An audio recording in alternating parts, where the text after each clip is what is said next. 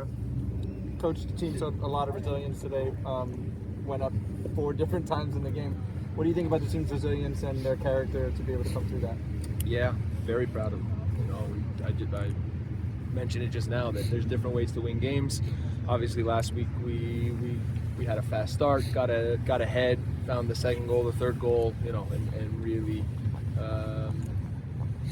went from there. Tonight, good start, but then couldn't hold on to the lead, got ahead again, couldn't hold on to that lead, got ahead again, and couldn't hold on to that lead either. And so, you know, it's there's different ways to win games. And so, you know, tonight this was how we had to do it. And, you know, still when we got to the end, we had a bunch of guys who were still competing, still trying to play football, still trying to make the right plays, still doing all the things that we work on every day. So that part, as a coach, very proud of. What would you say about the team's composure during such a physical match like the one today? Yeah, when you get to big games, then you know that the level of competition goes up. That much more is at stake, and so there's always the part of a physicality, of dealing with, you know, decisions from a referee that don't go your way, and so, you know, I thought we handled the game in a really good way. I thought we competed hard, but we still kept our heads and tried to play our football, and so that part was really good. You guys have faced Chicago a couple times this year, and you've gotten multiple different results. What about today were you guys so prepared for?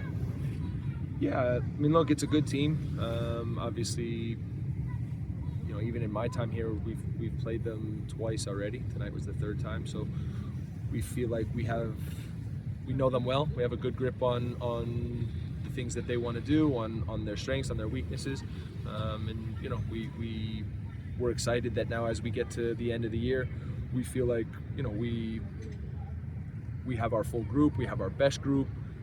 Training's good every day, and so, you know, we can really use the time to then work on our ideas, but also then prepare the group for the match and for the opponent. And so I think, you know, we've had a good stretch. Now the challenge is to keep ourselves going. Just like last week, the team was pretty much down there right from kickoff. After the first half, what was said to your group to keep them going? Because after the second half, it just went right back to work. Although they gave up the lead, you know, showed the team's resiliency. But what was said at halftime, you know, after they gave it the second half? Yeah, we were really positive at halftime, you know, because there had been a lot of really good stuff. We had scored some good goals, and so it was just the reminder to keep going in the game. That obviously, you know, down 3-2, we knew Chicago would really be ready to push and try to potentially change something, get themselves back in the game, and so, you know, it was. We talk about a few things, we show a few things, and then it's making sure that everybody's ready to go. And you know, I generally speaking, I thought it was a pretty good start to the second half, and we couldn't defend the set piece, and then that allowed them back in the game and back to 3-3. And then, you know, after 3-3, obviously there were different spells in the game, but by and large, we were the ones really pushing to try to get the winner. You know, we were the ones really trying to push the game and see if we could, you know, get ourselves ahead again. Games left. What are you telling your team now? What's the message now going forward? Because as you know, each level of the mountain that you climb gets even tougher and tougher. You got Philly coming up next week. What's the message this time? The message is it's only one game left, right? We got to earn the second game. So it's very much 90 minutes at a time right now. We talked about that before the game, that everything that has happened up until now this season means essentially nothing. It means that we get to play at home. So, but other than that, when the whistle blows, there's no standings, there's no points on the board. It's just it's 90 minutes, potentially 30 more, and so, you know, we're really excited now to play a good Philadelphia team, knowing that you're a game away from a final. Playing at home, how much is that an advantage for you and your crew? Because it seems that they're really, like I said before, they were up for the moment right from kickoff. That's got to make you proud as a head coach at the end of the day. As soon as the bell rings, you're up for the challenge. Yeah, we love playing at home. You know, we feel like we can really make a game that we want, in terms of a game that has tempo, a game that you know, really moves, and so yeah, when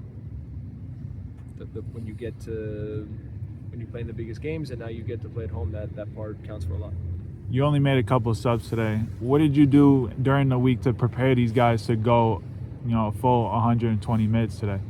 Yeah, it's not just this week. It's every week. You know, it's the accumulation of the work, of good training, of pushing these guys in the right moments during the week. Of course, making sure that they're recovering as we get closer to the game. But we still very much believe that you've got to push training in a way, you know, that challenges them in football ways, but also in physical ways to be able to, you know, sustain things for longer, to be able to play with more intensity. And so I thought, you know, when we got towards the end of the game tonight, when we got into overtime, we didn't have one guy cramping, we didn't have one guy asking to come off. We didn't, you know, we were still really pushing. So that part was great. Lots of ups and downs. You know, once you saw Jimenez get that, you know, dagger, you know, to go up 2 late in the game, what kind of emotions went through your mind just knowing that you were officially going to move on? Yeah, excited for these guys. You know, I can see how much it means to them every day. You know, it's a great group. They're so into it every single day. When we go out on the field, when we're sitting in video, and I look them in the eye, yeah, you can see how much it all means to them. And so the chance now to, you know, when you get to the end of the year, chance to play another game, be a step closer to a final, that is, yeah, that's why you play. So I'm really excited for that. Going along with his game-winning goal, Andy Rojas was also tracking back a lot on, you know, to stop a bunch of different counters.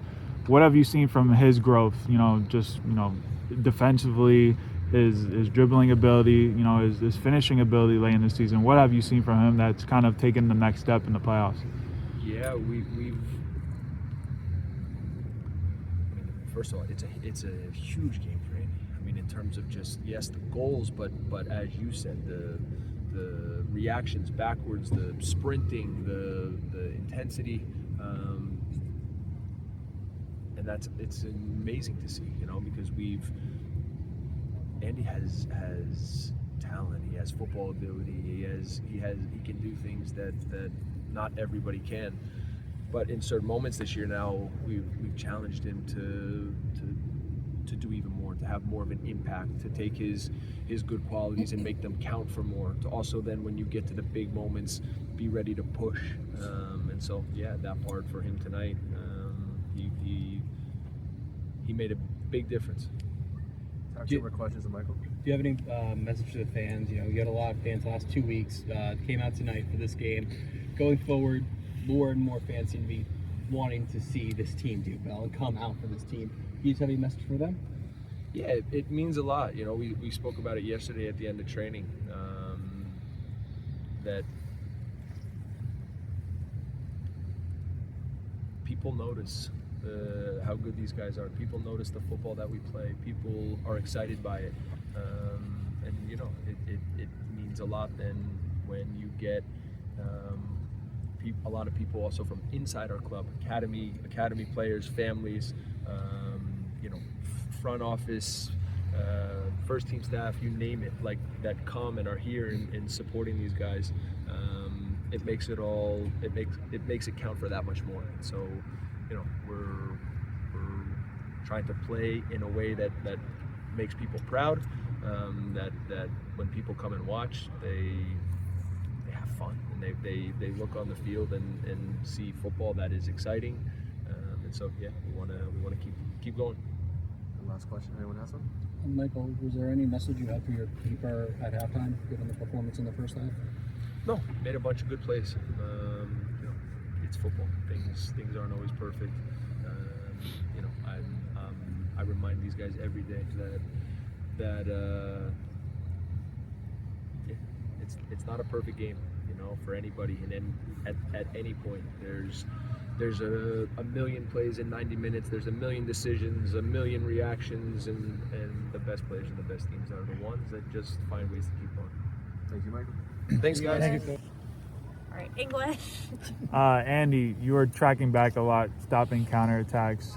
To go along with your goal, how have you seen your game improve over this season? ¿Cómo se ha visto que tu juego ha mejorado durante toda la temporada? Sí, gracias a Dios he trabajado bastante para poder aportar mucho al equipo. Thankfully, I've been able to improve a lot to be able to support the team. Creo que en estas fases finales he podido aportar con goles y ojalá seguir aportando. With the last phases of the team, I've been able to support a lot by scoring goals. Andy, can you talk about the energy from your teammates tonight as well as the fans in the crowd?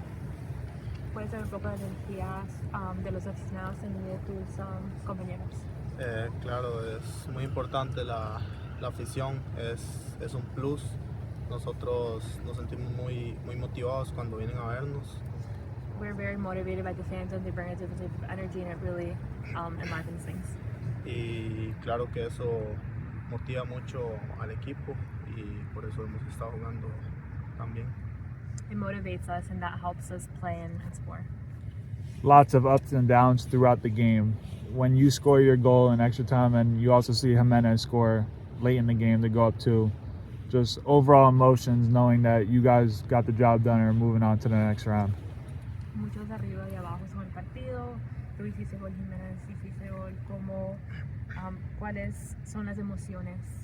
Habla un poquito de cómo te sentiste.